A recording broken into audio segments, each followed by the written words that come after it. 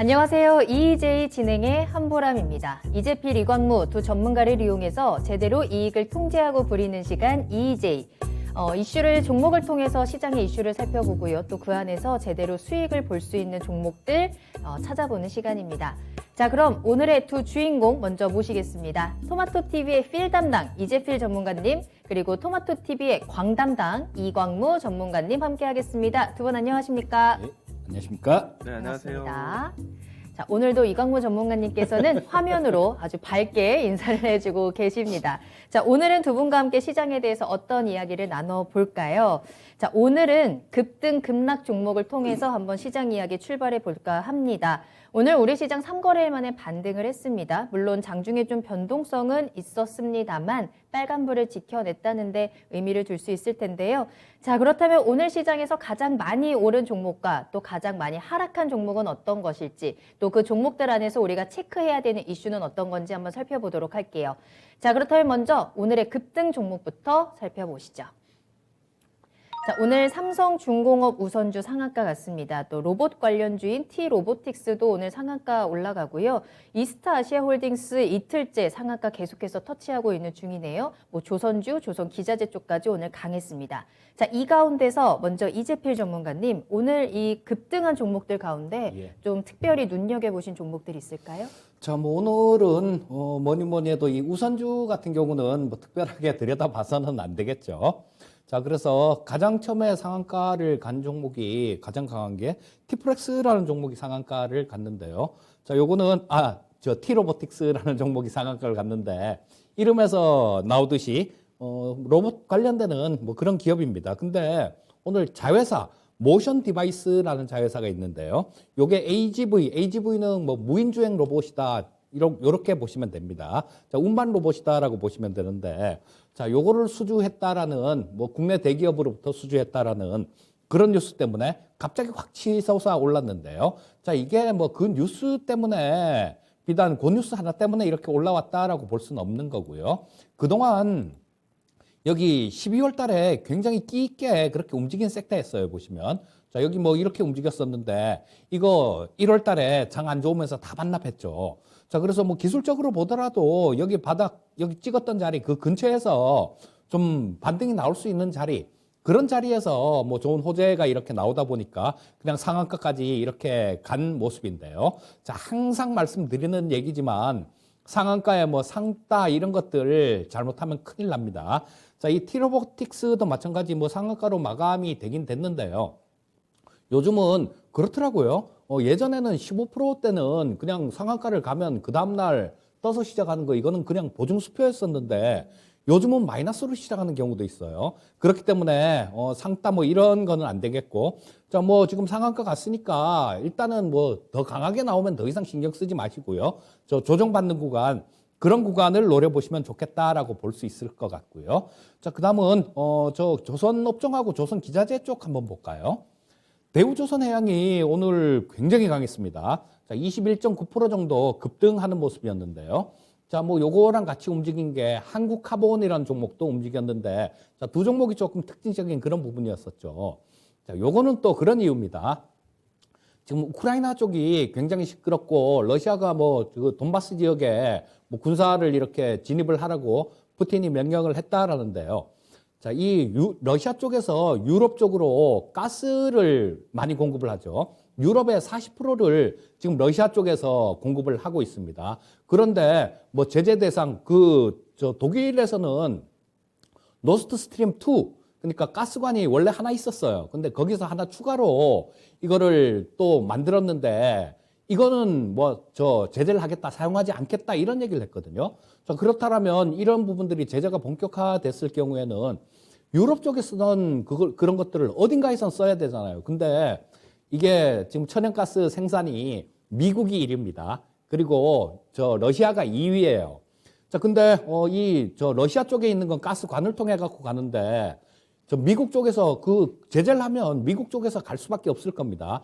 자, 여기서는 가스관이었기 때문에 배로 실어 날라야 돼요. 배로 실어 날라야 되기 때문에 이 대우조선해양 같은 것들, 이런 것들이 상당히 강한 모습을 보여줬고요.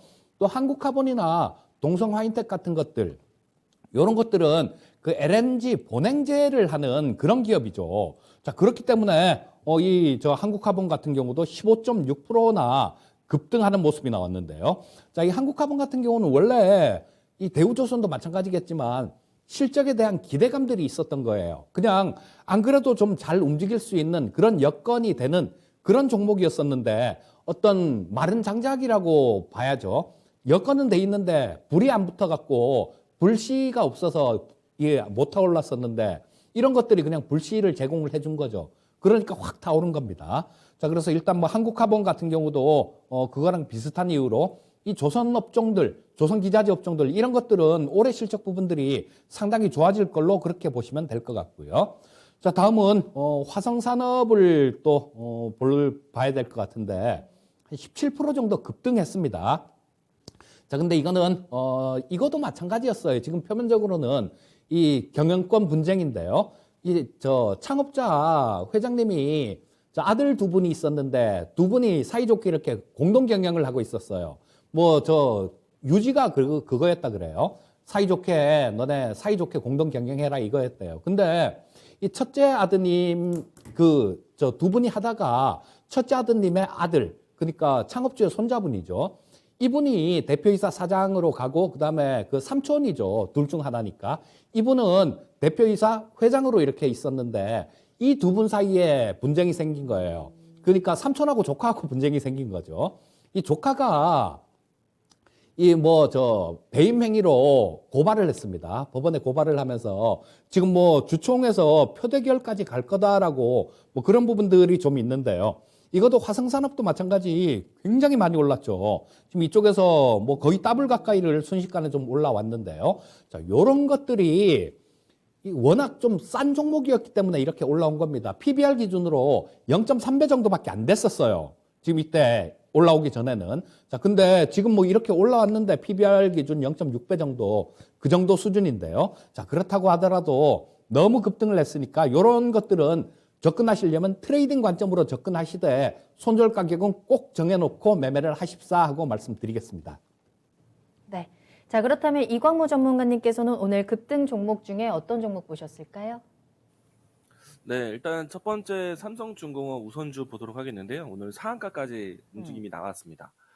오늘 특징적인 종목들 대부분이 조선 관련된 종목들이 아닐까 생각이 되는데, 우선은 이 LNG선 이 발주 기대감 때문에 움직임이 나왔습니다. 이유는 지금 현재 나타나고 있는 우크라이나 사태에 이 유럽에서 가장 중요한 에너지원 중에 하나가 천연가스인데요. 아무래도 이 가스관을 그러니까 육로로 통해서 가스관 이동이 상당히 어려울 수도 있겠다라는 좀 전망 때문에 앞으로 이제 해상으로 진행될 수 있는 운반선에 대한 발주가 유럽 지역에서 나올 수 있지 않겠는가라는 관측으로 해서 오늘 조선주들의 움직임이 상당히 좋았습니다. 실질적으로 이 우리나라 이 빅3 조선사 같은 경우에는요, 뭐 올해 초부터 해서 LNG선 이 발주가 상당히 공격적으로 좀 진행이 되었었고요. 일단 우선적으로 대우조선해양, 한국조선해양이 올 초부터 해서 LNG선 이 발주가 수주 계약이 상당히 높았습니다. 그런 찰나에 삼성중공업 같은 경우에는 LNG선 지난 연말까지는 상당히 수주가 좋았는데 올해 초는 아직 발표가 안 나왔습니다. 그게 좀 아쉬웠었는데 오늘 이 네 척의 LNG선 발주 소식까지 나오면서 우선주가 상한가까지 가는 뭐 기록이 좀 나왔다라고 할 수 있겠고요. 본주인 삼성중공업 역시나 오늘 뭐 대단히 좀 상승을 했는데 6.6%대까지 움직임이 좀 나왔습니다. 오늘 조선주들이 전반적으로 강했다라는 것 이야기 드리도록 하겠고요. 그리고 우크라이나 사태에 대한 내용들 때문에 뭐 계속해서 언급이 되고 있는 에너지라든지 원자재 관련된 종목들은 오늘도 역시나 좀 변동성이 컸다라고 할 수 있겠고요. 그중에 한 종목인 하이스텔이 오늘 또 강한 모습 보여주셨습니다. 어제 제가 이 최근에 시장에 대해서 원자재 관련된 종목들, 뭐 인플레이션에 대한 수혜라든지 종목들을 보자라고 해서 이구산업 이야기를 많이 들었는데, 이구산업도 오늘 상당히 움직임이 좋았습니다. 장중에 19%대까지 움직임이 나왔었는데요. 종가상으로 했을 때는 하이스틸이 좀 더 높게 마감을 했습니다. 이 종목은 장중에 뭐 상한가 위치까지 터치를 했다가 종가상으로 20%대 급등하면서 마감을 했는데 이 종목도 지금 나타나고 있는 아무래도 전반적인 에너지에 대한 걱정, 그리고 동시에 인플레이션에 대한 이야기, 원자재 가격이 상승하면서 철강주들도 같이 동반 상승했다라는 점, 오늘 하이스텔이 대표적으로 큰 상승이 나왔다라는 것 이야기 드리도록 하겠고요. 그리고 이제 개별적인 뉴스에서 UNI 종목이 급등을 했습니다. 이 종목에 대한 주가 차트를 보시게 되면은 먼저 이 종목이 급등락이 최근까지 상당히 컸다라는 걸 볼 수 있겠고요. 요즘과 같은 시장에서 점 상한가가 2차례 정도 나왔고 연속적인 상한가가 5차례 가까이 움직임이 나왔습니다. 이런 종목이다 보니까 변동성이 상당히 큽니다. 그리고 어제 같은 경우에는 거의 하한가에 가까운 급락이 나왔다가 오늘은 또 반발 매수세가 나오면서 반등세 큰 급등이 나왔는데 이유는 최근에 와서 대규모 투자 자금을 유치했다라는 소식 때문에 앞으로 M&A에 대한 자금 준비를 한다라는 소식이 나왔고요. 일단 최근에 나왔던 이슈를 보시게 되면은 에딘스 모터스가 이 회사의 지분을 인수를 했죠. 이 때문에 이 종목에 대한 등락이 좀 크게 진행됐다는 점. 사실 탄력은 아직도 좀 여전히 유효할 것으로 보고 있는데 투자에 대해서는 상당히 주의가 필요하다는 것 이야기 드리도록 하겠습니다. 오늘 이와 같은 종목들이 특징적이었습니다. 네.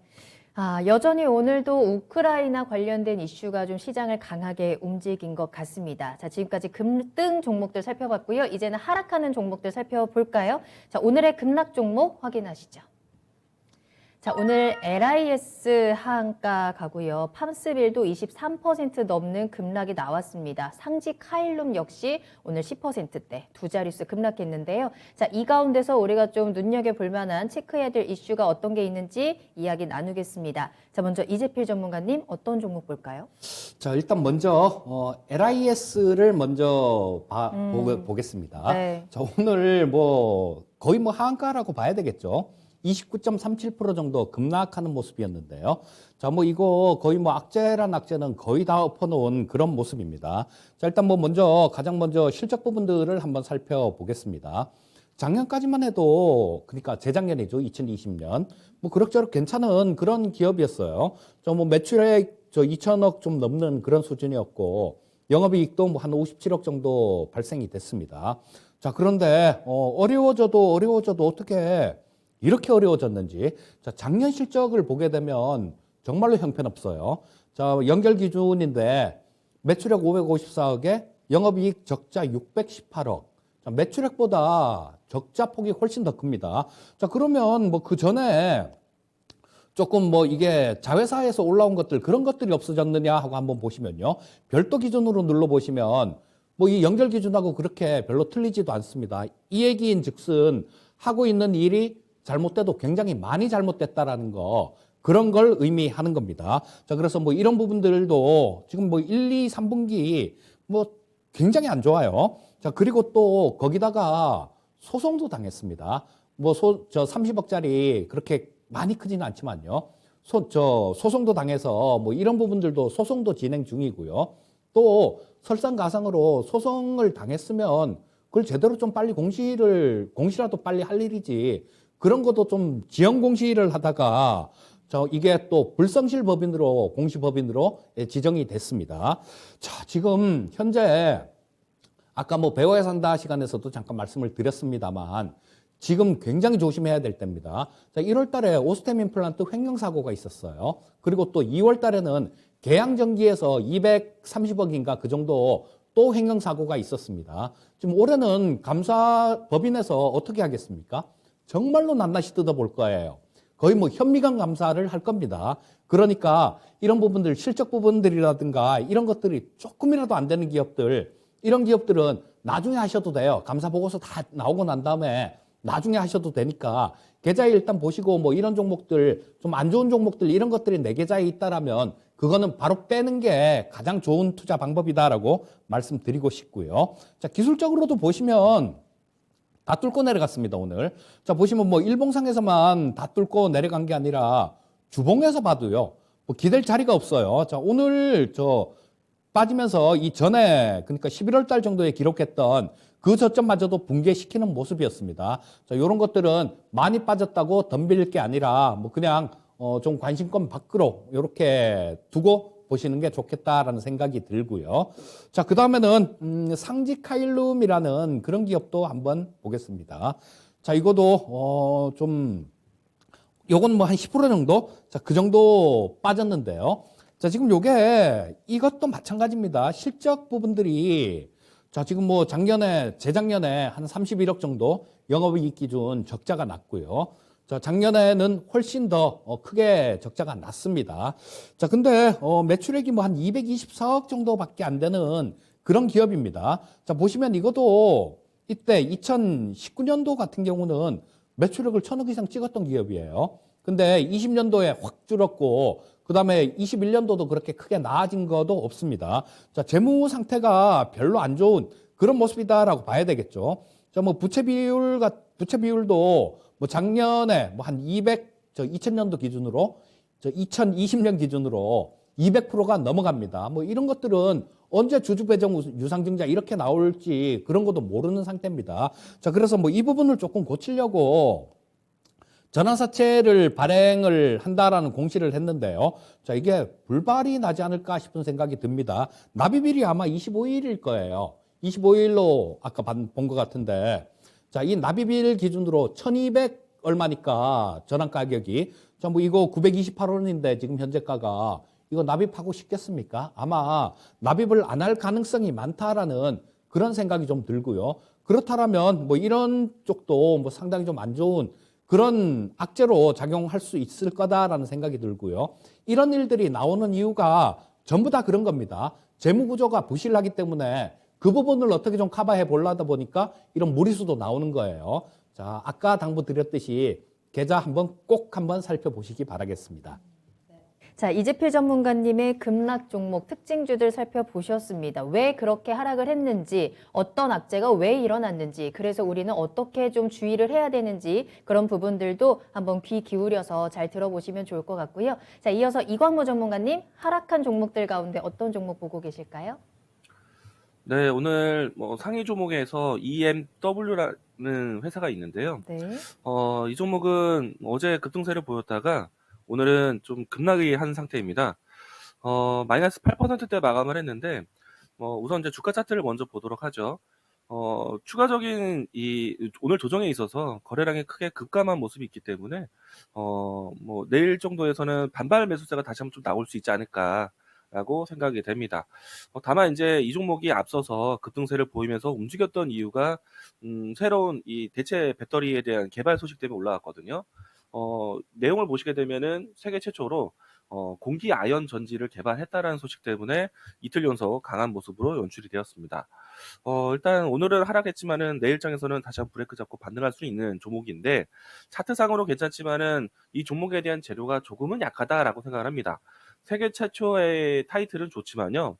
이 공기 아이언 배터리에 대한 효율성이 기존에 있었던 리튬 이 배터리 대비해서 상당히 좀 떨어질 것으로 예상하고 있기 때문에 효율을 높이는 데 있어서의 기술 개발이 조금 더 시급하다라고 생각할 수 있습니다. 그래서 현실적으로 이 배터리가 상용화될 때까지는 시간이 좀 많이 걸리지 않을까라는 생각이 들고요. 이 때문에 이 종목을 이 이슈로 해서 길게 가져갈 종목은 아니다라고 생각이 되고요. 다만 이제 오늘은 최근에 이제 급등락이 나왔었던 탄력 대비해서 좀 숨죽인 자리이기 때문에 내일 자리에서는 단기적인 트레이딩 관점의 종목으로는 괜찮아 보인다라고 이야기 드리도록 하겠습니다. 다음 종목은 아이크래프트인데요. 사실 이 종목 같은 경우에는요, 주가 차트를 보시게 되면 코로나 이 환경에서 큰 움직임이 나왔었던 종목 중에 하나입니다. 이 종목 같은 경우에는 여러분들이 흔히 사용하는 이 QR 코드 사용할 때 이 기업에 대한 혜택이 되고 있는데요. 최근에 와서는 이 QR 코드 이 출입 장부에 대한 사용이 이제 중단이 되었죠. 그렇다 보니까 이 종목에 대한 좀 이슈 소멸이 다가왔다라고 생각이 되고요. 이미 일찌감치 주가가 지난해 고점을 찍고 나서 하향 속에 있는데, 이제 더 이상의 이 QR 코드에 대한 사용을 중단한다는 소식이 나왔기 때문에 이 종목에 대한 매력도는 크게 떨어졌다라고 생각할 수 있을 것 같습니다. 오늘 아랫꼬리가 나오면서 그동안에 연출되었던 다중바닥 위치에 대한 의심이 좀 나오긴 되지만은, 저는 이 종목에 대한 매력이 떨어졌기 때문에 접근을 하지 말자. 만약에 가지고 계셨던 분들 같은 경우에는 종목 교체 의견 매도하자라고 이야기 드리겠습니다. 불확실성 그리고 실망감 이 두 단어는 아무래도 주가의 가장 큰 걸림돌이 되는 것 같습니다. 오늘 그런 종목들이 좀 많이 흔들렸고요. 자, 이렇게 급등한 종목들을 통해서 오늘 시장에 어떤 이슈가 있었는지 체크를 하시고요. 또 급락한 종목들을 통해서 어떤 종목들을 우리가 주의해야겠구나 함께 체크하시면 좋을 것 같습니다. 앞으로 급등 리스크에 여러분들의 종목이 더 많아지길 기대하면서 오늘의 추천주 만나보시죠.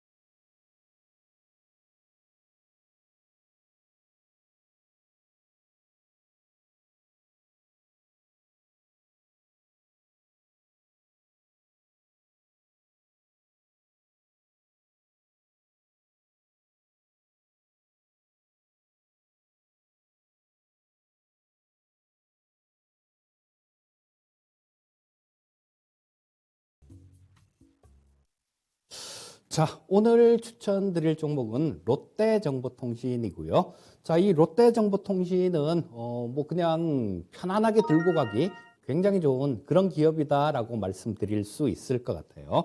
자, 롯데그룹에 속해 있는 기업이죠. 자, 롯데그룹의 유일한 SI 업체, 시스템 통합 업체고요. 이 롯데그룹에서 하고 있는 그 소프트웨어 같은 것들, 이런 것들은 이 롯데정보통신이 거의 전담해서 개발을 하는 그런 기업입니다. 자, 뭐 롯데그룹에서 유일한 SI 업체니까 그렇기도 하겠지요. 자, 그리고 뭐 관련되는 것들은 그룹의 이 스마트 팩토리라든가 아니면 물류 자동화 통합 플랫폼 같은 것들, 이런 것들 지금 뭐 롯데 하이마트나 뭐 롯데마트 이런 것들이 계열사들이 좀 이렇게 있는데요. 롯데 쇼핑 이런 것들이 좀 있는데, 이런 것들을 한 플랫폼에서 뭐 좀 다 같이 할 수 있도록 그렇게 통합 플랫폼을 개발 중입니다. 자, 그렇기 때문에 상당히 일할 수 있는 뭐 그 일거리 같은 경우는 굉장히 많은 상황이고요. 그 다음에 지금 신동빈 회장이 그런 거 메타버스 쪽에 굉장히 좀 관심이 많으신 것 같아요. 자, 그래서 뭐 이 전 계열사를 통합하는 그런 메타버스 플랫폼을 만들겠다라는 그런 말씀도 하고 그러시는데요. 자, 이런 부분들은 롯데그룹에서는 담당할 수 있는 기업이, 그런 것들을 해낼 수 있는 역량을 가진 기업이 롯데정보통신 하나밖에 없습니다. 자, 그리고 1월 달에는 전기차 충전기 사업에 이렇게 진출을 했는데요. 자, 국내 2위 전기차 충전기 제조업체죠. 중앙제어라는 기업을 인수를 완료했습니다. 자, 그렇게 된다면 지금 좋은 거는 다 하는 거죠. 자, 메타버스 관련되는 그런 부분들도 있고, 자율주행 관련되는 부분들도 있고요. 또 이쪽 전기차 관련되는 그런 부분들도 있으니까 성장판이 굉장히 크게 열려 있는 기업이다라고 보시면 될 거고요. 그런데 요런 거 여기까지만 보시면 안 됩니다. 요까지만 보시면 안 되고, 이 기업이 그 향후의 실적 부분들을, 이런 것들을 고려를 해갖고 벌써 주가가 많이 올라 있다라면 이건 한번 생각을 좀 해봐야 되는 거죠. 자, 실적 부분하고 지금 주가 수준이 비싼지 싼지 그런 부분들도 꼼꼼하게 따져볼 필요가 있습니다. 자, 먼저 시가총액을 살펴보면 5,500억 정도 시가총액이 나오고 있죠. 자, 그런데 실적 부분으로 넘어가 보겠습니다. 뭐 작년 같은 경우는 재작년보다는 조금 늘었어요. 매출액 기준으로는 꽤 늘었죠. 재작년에 8,400억 정도였었는데 지금 뭐 작년에 한 9,300억 정도가 됐고요.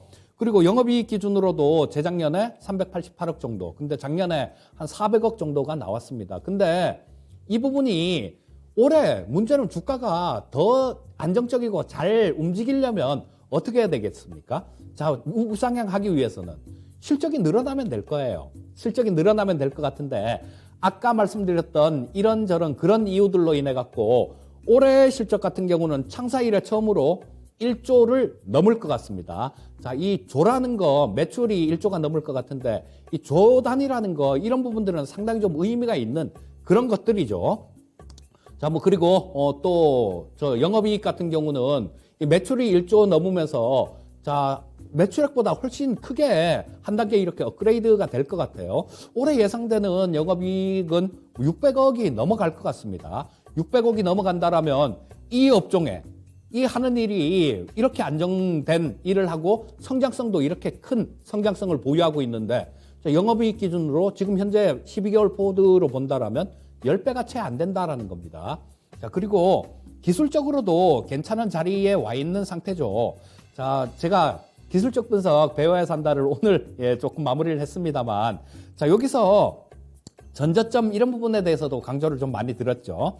자, 10월 초에 33,000원대 저점을 한번 찍었습니다. 그리고 이때 12월 달에 또 저점을 한번 찍었네요. 그리고 강한 탄력이 나왔다가 또 이번에 시장 밀리면서 또 그 자리를 찍었습니다. 자, 그러면 3중 바닥 정도를 이렇게 쳤다는 얘기예요. 다만 이 종목이 탄력 있게 움직이기 위해서는 22평선 자체를 좀 돌리는 그런 모습이 나와야 될 텐데 아직까지는 하락 기울기가 좀 가파릅니다. 그렇기 때문에 서둘러서 뭐 이렇게 잡으시는 것보다는 차분하게 조금 노리시는 게 좋을 것 같은데요.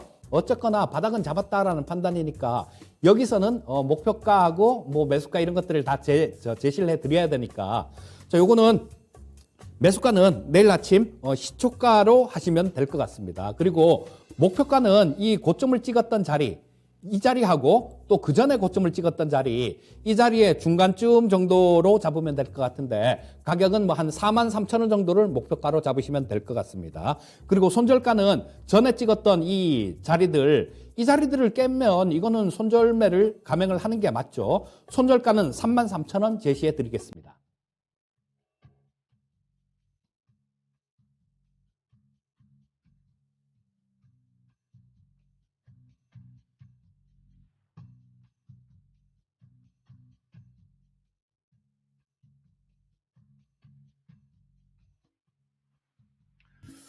제가 준비한 종목은 제주 맥주입니다. 최근에 와서 이 주류 가격 인상에 대한 관심으로 해서 이 주류 관련된 기업들의 움직임이 상당히 좋죠. 같은 이슈로 해서 이 연속성 기대해 볼 수 있을 것 같습니다. 얼마 전에 이 주전 가격에 대한 인상 때문에 소주 관련된 종목들의 움직임이 상당히 좋았었고요. 맥주 또 이 메가라는 이 원재료에 대한 상승으로 인해서 맥주에 대한 가격 인상도 불가피하다라고 할 수 있을 것 같습니다. 뭐 그밖에 뭐 뚜껑이든 아니면은 맥주에 필요한 뭐 알루미늄 소재든 이런 부자재에 대한 가격도 인상되고 있기 때문에 원자재 가격에 대한 상승이 있기 때문에 이 주류 가격 인상은 불가피한 내용이다라고 할 수 있을 것 같고요. 주류세 인상에 대한 부분들은 올해 4월 달에 예상되고 있습니다. 이 기점으로 해서 주요 기업들, 뭐 맥주, 소주 만드는 기업들 같은 경우에는 마진 개선에 대한 이슈가 될 수 있기 때문에 상당히 주류 회사들은 모멘텀을 찾았다라고 할 수 있겠습니다. 일단은 이미 이제 인상에 대한 부분들이 뭐 기정사실화된 것처럼 진행되고 있기 때문에 지금과 같은 원자재 가격에 대한 변동이 다시금 조정이 되더라도 이 주류 가격 인상에 대한 부분들은 불가피하다라는 것. 그러면은 기업들은 이 4월달 전후로 해서 모멘텀에 대한 부분들이 다시 한번 찾아올 수 있다라고 볼 수 있겠습니다. 그러면은 낮은 위치에 있는 종목들을 좀 살펴봐야겠죠. 일단 제주 맥주 같은 경우에는 최근에 움직임이 크게 진행되었지만은 주가 차트를 보시게 되면은 상장 초기 때보다는 상당히 내려앉아 있는 모습입니다. 그동안에 다중바닥을 2,500원 선에 갔었었다가요. 지금 고점이 낮추면서 하향 추세를 보였다가 이제 추세를 전환할 수 있는 위치가 지금 위치가 아닐까라고 생각이 되고요. 일단 뭐 단순하게 지금 시장에서 가장 눈에 보이는 종목들은요. 리오프닝이라든지 아니면은 원자재 가격 상승에 따른 에너지, 그다음에 소비 관련된 종목들의 움직임이 상당히 크다라고 할 수 있겠습니다. 그리고 리오프닝에 대한 설명을 한 번 더 해드린다면요. 우리가 이제 이 계절적인 이제 시즌에서 날씨가 풀리게 되면은 주류 소비에 대한 부분들 좀 늘어나게 돼 있습니다. 이 때문에 리오프닝, 뭔가 사회적 거리 현상에 대한 거리에 대한 부분들이 완화된다라면은 주류 소비에 대한 부분들도 늘어날 수 있기 때문에 이 부분에 대한 계절적인 이 수혜도 받을 수 있다라고 이야기 드리겠습니다. 이 종목 같은 경우에는 지금 현재 3,000원대에서 최근 머물러 있는 상태인데요. 내일 시초가 접근하도록 하겠고 이 종목에 대한 1차적인 목표가는요. 직전에 있었던 매물대 진입까지는 무난하게 도달하지 않을까라고 생각을 합니다. 오랜 기간 동안에 주가가 이 조정이 되었었기 때문에 매물대에 대한 최근에 지지를 하고 다음 매물대까지 진입할 수 있지 않을까. 그래서 1차적 목표가는 3,900원 제시하도록 하겠고요. 그리고 손절 라인대에 대한 대응은 최근에 나왔던 지지대 2,700원으로 이야기 드리도록 하겠습니다. 네.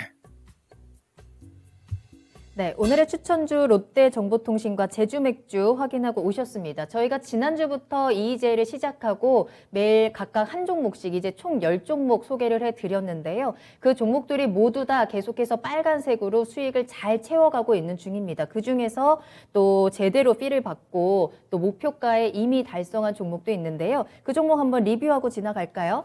자, 이재필 전문가님이 추천해 주셨던 종목이었습니다. 티플렉스. 그때 15일, 14일에 저희가 추천을 해주셨고 15일에 시가 4,315원으로 출발을 했을 때 목표가 4,800원 제시를 해주셨거든요. 자, 바로 오늘이었습니다. 최고가 4,875원까지 올라가면서 목표가 달성했고요. 수익률 12.98%, 거의 13% 가까운 수익률을 달성을 했네요. 자, 이 티플렉스에 대한 리뷰 한번 들어볼게요. 이거 월요일 저녁에 지난주 말씀드리고 화요일 날 그냥 바로 찍는 줄 알았어요. 화요일 날도 거의 뭐 11% 이렇게 장 초반에 11% 이상 이렇게 맞아요. 올라왔기 때문에 네. 야 이거 뭐 오늘 어제 얘기했는데 오늘 바로 찍으면 이거 재미없는데 그런 생각을 했었는데 좀 밀렸다가 왔다 갔다 하다가 오늘 돌파를 하는 모습이 나왔는데요. 자, 그래서 뭐 이 종목들 뭐 이런 것들도 마찬가지고 그 시류 돌아가는 지금 시장에서 돈이 어떤 섹터에 몰려 있느냐 이런 부분들을 보시는 게 가장 중요한 건데요. 전부 지금 요거도 원자재 관련되는 그런 부분하고 관련이 있기 때문에 이런 탄력 있는 움직임이 나왔다라고 보시면 될 거고요.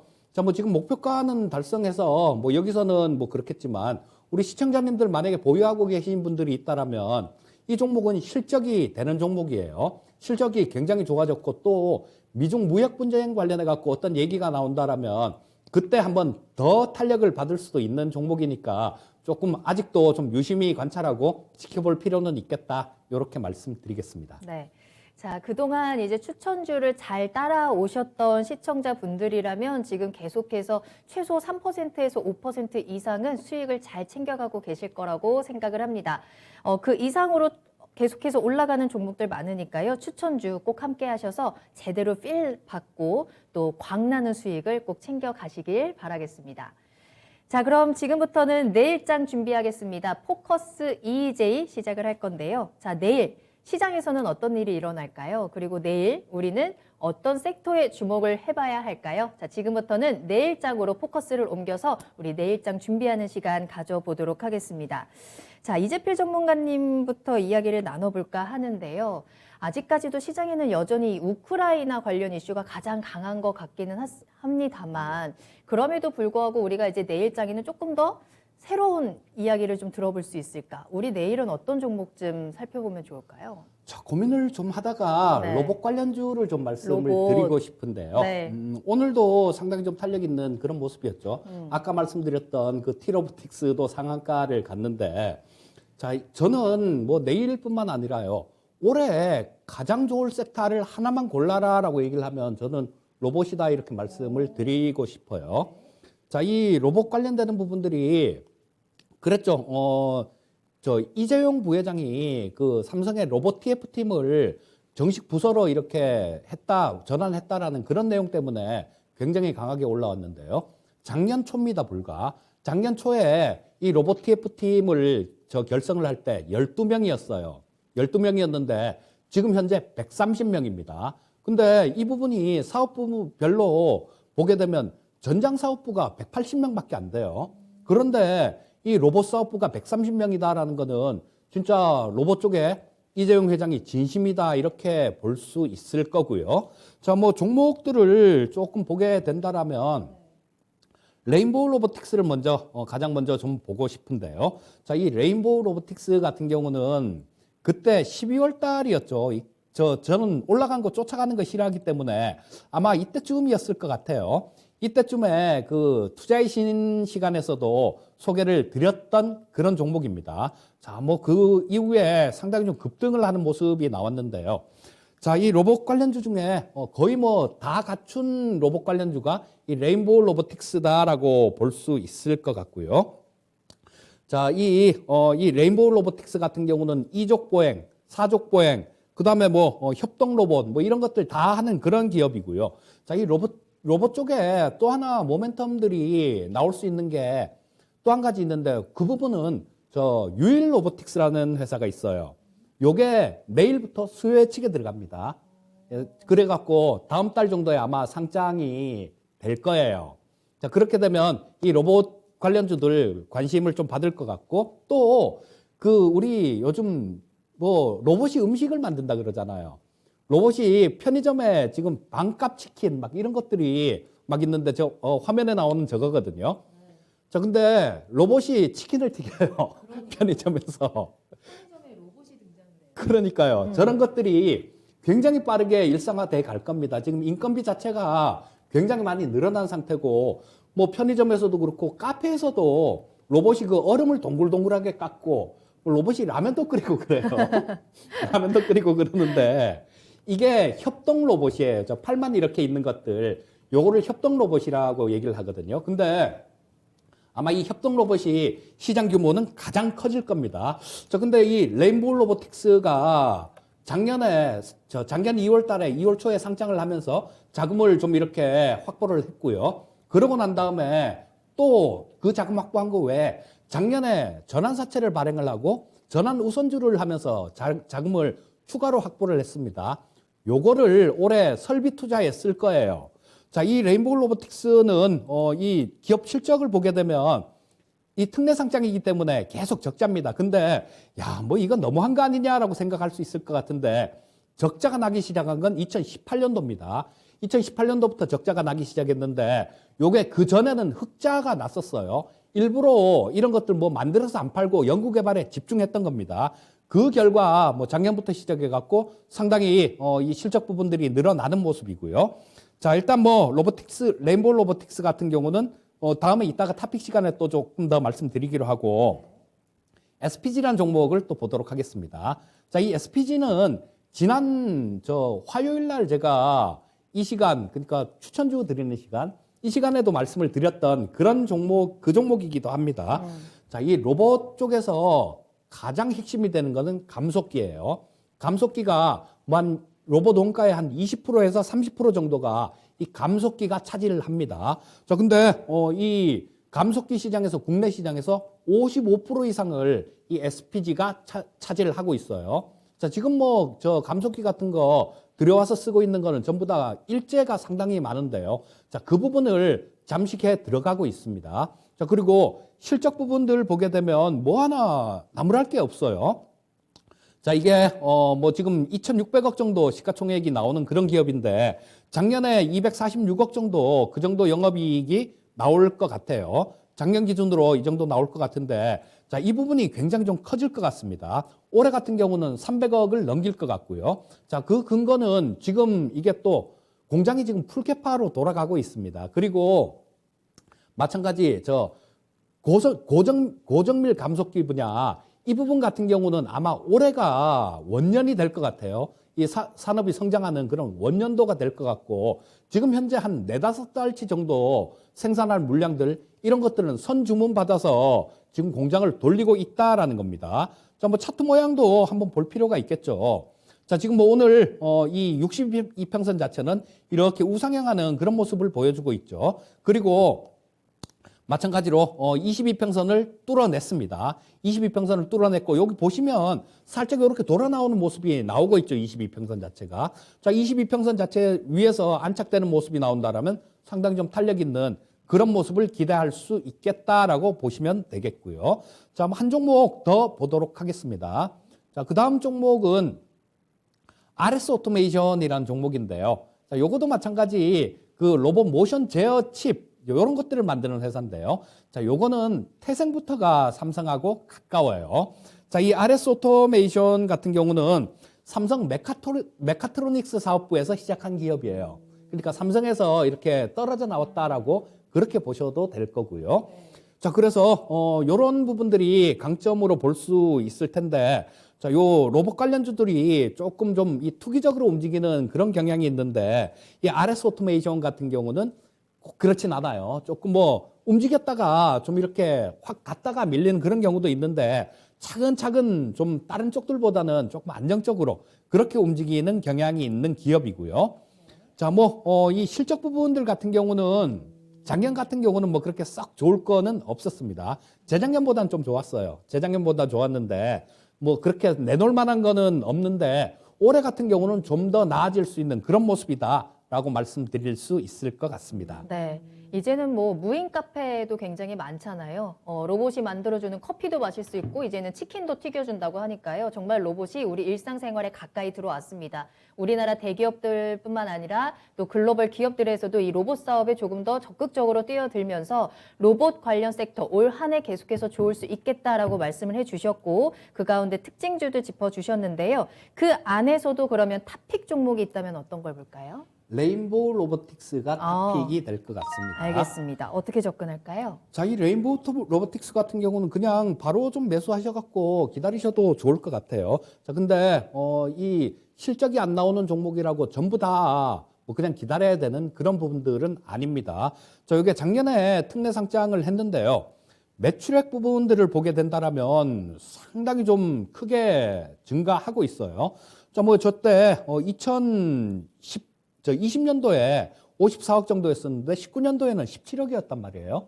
그 전에는 11억이었어요. 근데 그 전에는 흑자가 났습니다. 매출액도 좀 요거보다는 좀 많고 흑자가 났는데 요거를 이 카이스트 박사님들이 만든 회사다라고 보시면 돼요.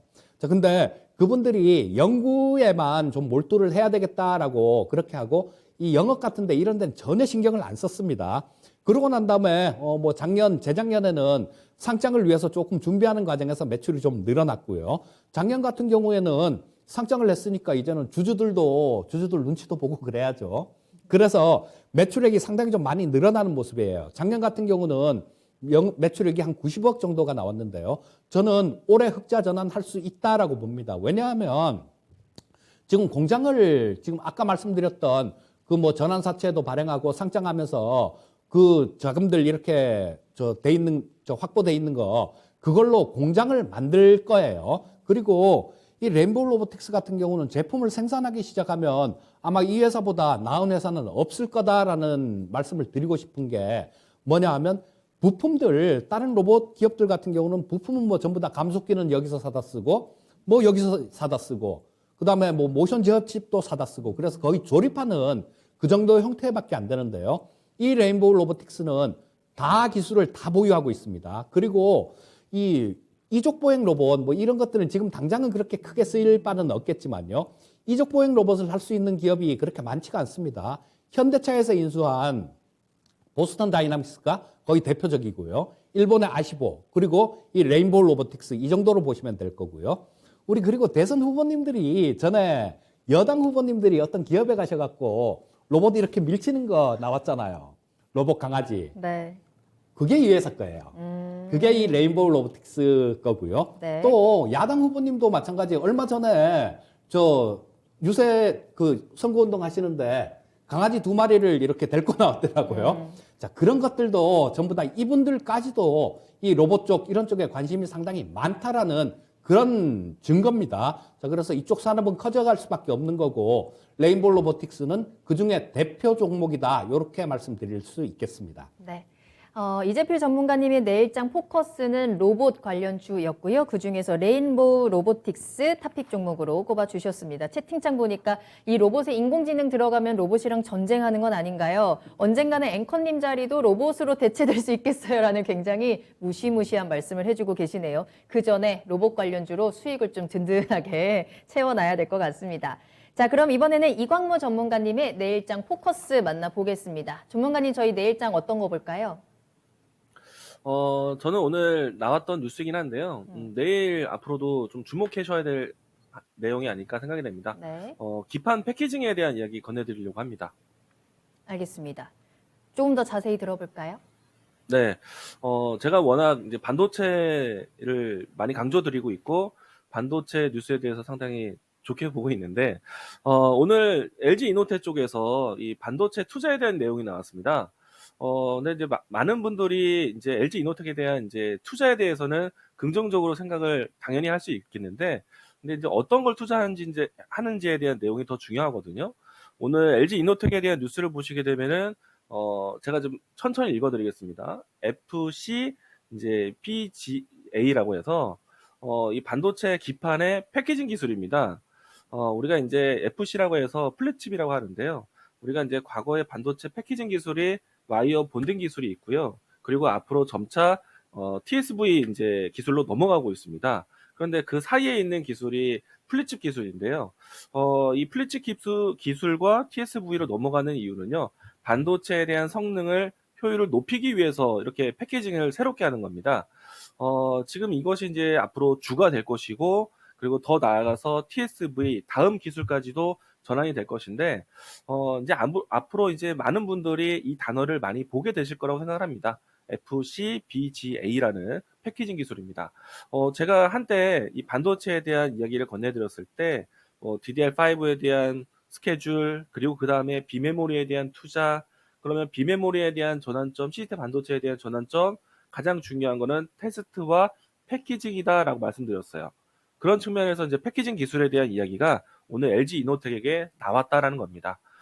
일단 LG 이노텍이라든지 삼성전기 쪽에서는요, 이 반도체 소재나 반도체 기술을 가지고 있었는데, 이 두 회사가 이 기술을 이제는 하청 기업들에게 나눠주거나 아니면은 그 기술에 대해서 새롭게 분사하거나 그렇게 해오면서 기술을 키워왔고 협력사를 만들어 왔는데, 아직까지도 이 본 사업을 이 LG 이노텍이라든지 삼성전기가 가지고 있는 기술이 반도체 패키징 기술, 특히나 플립칩 기술을 그대로 가지고 있습니다. 그래서 이 때문에 이제 그 기술을 함께 할 수 있는 기업들을 같이 모셔야 되는데, 플립칩 기술을 하게 되면은 가장 대표적인 거는 기판 회사들이 큰 수요가 될 겁니다. 왜냐하면은 기판 자체가 상당히 마진율이 높은 이 플립칩 기판을 만들 수 있기 때문에 이 때문에 지금도 이 주가 상승세가 상당히 좋은, 제가 이제 이야기를 많이 드렸던 심데코, 심데코라는 종목에 대해서는 이강무 전문가가 정말 강조를 많이 했다라는 거를 아마 시청자분들이 많이 아실 거라고 생각이 되는데, 대표적인 종목들 하나씩 살펴보도록 하겠습니다. 심텍 같은 경우에는 오늘도 신고가를 새롭게 경신을 했습니다. 제가 이 종목을 최근에 항상 소개를 많이 드렸죠. 이 종목 같은 경우에는 추천 1주년이 넘었다라는 이야기까지 건네드렸고, 올해 이제 여름쯤 되면은 추천 2주년이 됩니다. 상당히 길게 추천을 했습니다. 그리고 방송을 통해서도 안 판다라는 이야기를 자신 있게 했던 종목이에요. 일단은 이 심텍 같은 경우에는 이 DDR5에 대한 메모리 칩에 대한 기대감을 가질 수 있는데, 근데 조금 전에 이야기 드렸던 FC 이 BGA 같은 경우에는 사실은 시스템 반도체 영역이 더 큽니다. 그런데 이제 심텍이 오늘 신고가를 가고 앞으로도 주목받는 이유는 심텍도 플립칩 기술에 대한 기판을 만들어내는데, 우리가 이제 BGA 말고도 이 CSP라고 해서 이제 그 칩 그 스케일 패키징이라고 해서 BGA 이전에 있는 다른 모델이 또 있습니다. 이게 이제 굳이 설명을 길게 하진 않겠습니다. 근데 이제 워낙에 지금 BGA에 대한 이 기판에 대한 사용이 높아지다 보니까 반사적으로 CSP에 대한 이 수요가 급증하게 되었어요. 그걸 만드는 회사가 심텍이거든요. 그래서 심텍에 대한 주가가 여전히 좋다. 그리고 제가 강조드렸던 앞으로 메모리에 대한 수요는 올해 상반기보다는 하반기에 더 좋을 거기 때문에 뭐 심텍은 저는 지금도 안 판다. 이거 왜 팔아? 더 들고 가야지. 네.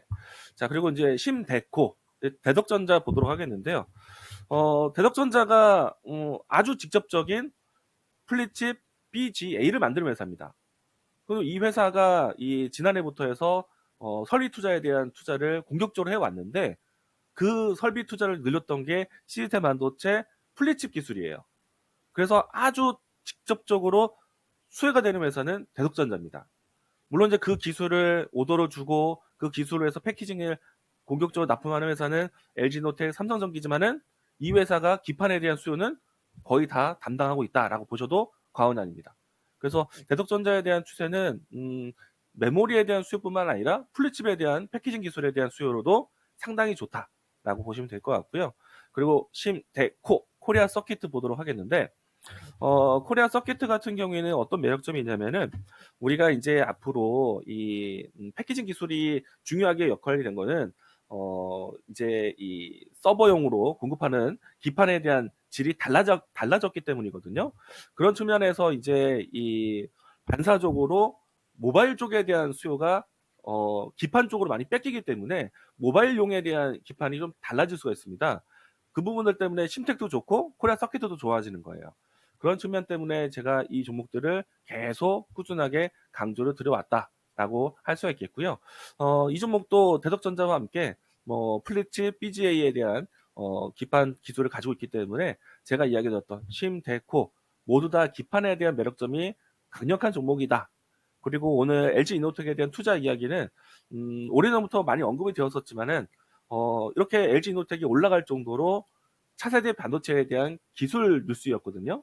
근데 이 기술에 대한 뉴스를 정확하게 알고 가자는 뜻에서, 그리고 제가 그토록 심대코를 강조드렸던 이유가 이런 모멘텀들이 앞으로 풍부하기 때문에, 그래서 다시 한번 강조드리기 위해서 제가 드렸고요. 그리고 지금 심택 같은 경우에는 신고가 흐름이 나오고 있지만은 대덕전자, 코리아서킷 못지않게 또 추세에 대한 부분들이 견고하기 때문에 모두 다 좋다라고 강조드리겠습니다. 네. 자, 이 플립칩 기판, FC, BGA 쪽에 또 LG 이노텍이 투자를 시작하면서 관련 종목들의 경쟁력이 한층 더 강해집니다. 심택, 대덕전자, 코리아서킷 특징주를 짚어주셨고요. 이 세 종목 정말 이광무 전문가님의 정말 소중한 아이들인데, 자, 전문가님 이 중에서 딱 하나만 꼽는다. 탑픽 종목으로는 어떤 거 고르시겠어요? 저는 항상 이제 이 DDR5에 대한 이 패러다임 때문에 심택을 가장 최선으로 이야기 드리고, 대덕전자, 코리아서킷, 그리고 코리아서킷, 대덕전자, 심택이 모두 다 각각의 매력점이 있다고 말씀드렸거든요. 근데 이제 오늘 제가 이 반도체 패키징에 대한 내용을 가지고 왔잖아요. LG 이노텍, 플립칩, BGA 기술에 대해서 이야기 드렸던 것이니까, FC, BGA에 대한 직접적인 수혜가 될 수 있는 기업, 대덕전자가 조금 더 매력적이다라고 이야기 드리겠습니다. 오늘 탑픽 종목은 대덕전자입니다. 전자 조금 더 어떻게 우리가 접근을 하면 좋을까요? 일단 주식을 보시게 되면요. 주가 차트를 봤을 때 심택은 이미 신고가 형태가 나오고 있거든요. 근데 이제 대덕전자는 추세를 좀 조정을 받았다가 오늘 이제 강한 상승세가 연출됐는데, 이 종목도 충분히 신고가 연출될 거라고 보고 있습니다. 따라서 이 종목은 눌림목이 나온다라면 언제든지 땡큐하게 눌림목을 접근하실 수 있는 종목이고요. 최소한의 신고가 돌파 보자라고 이야기 드리겠고, 직전에 있었던 신고가 위치가 25,000원 살짝 넘는 가격이거든요. 근데 저는 이 종목 앞에서 이야기했던 심택도 마찬가지고 코리아서킷 또 대덕전자 모두 다 이 모멘텀에 대한 패러다임이 올해 3분기 때가 가장 성수기가 될 겁니다. 그런 측면 본다면은 1분기, 2분기 시간적으로 했을 때 계속 들고 갈 종목이다. 그리고 신규 접근하시는데도 기간적으로 생각하시고 올해 3분기 때까지는 팔 생각이 없다. 그런 측면을 본다면은 이 종목에 대한 자신감, 그리고 목표 가격은 가격적으로 봤을 때 25,000원, 그리고 3만원, 그리고 35,000원 이렇게 단계적으로 높이면서 대응하셨으면 좋겠고요. 그리고 기간적으로 했을 때 올해 3분기 때까지, 최소한 3분기 때까지는 보자라고 이야기 드리겠습니다. 네. 자, 이광무 전문가님의 내일장 포커스 반도체 관련이었고요. 그 가운데서는 대덕전자 탑픽 종목으로 꼽아주셨습니다. 자, 그러고 보니까 오늘 추천주부터 해서 종목 굉장히 많은 종목들 나왔거든요. 오늘 저희 방송에서 나온 종목들 꼭 기억해 두셨다가 내일장에서 한 번씩 꼭 귀 기울여 보시고 수익도 꼭 챙기셨으면 좋겠습니다. 자, 이렇게 오늘 두 분과 함께 시장에 대한 이야기, 종목에 대한 이야기 다양하게 나눠봤습니다. 다만 저희가 방송에서 전해드린 내용은 투자 판단에 대한 참고 자료입니다. 투자는 투자자 본인의 책임과 판단에 따라서 이루어져야 한다는 점 다시 한번 유의해 주시길 바라겠습니다.